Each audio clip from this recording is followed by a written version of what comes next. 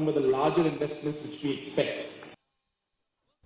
Along with the rest of the world, Shillong observed the World Blood Donor Day at the conference hall of MIIT Dhankheti, in which Health Minister Dr. Maisel Ampreen Lyngdoh attended the program as the chief guest. Speaking on the occasion, Dr. Ampreen Lyngdoh emphasized the need for regular voluntary blood donation by people so that no one would have to suffer due to lack of blood in the blood bank. She further emphasized that if a patient requires blood, the siblings of the patient should first come forward to donate blood. On the occasion, several educational institutions, NGOs and individual volunteer blood donors were felicitated, and 2 vehicles to transport blood were also inaugurated.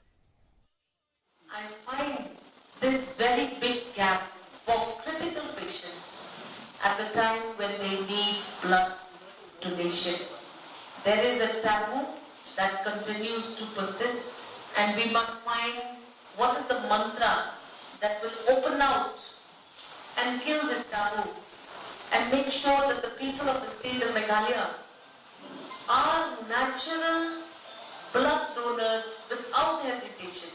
That as and when patients become critically ill and are requiring blood donation, the safest donor will be his or her own sibling or parent if they are still strong to donate.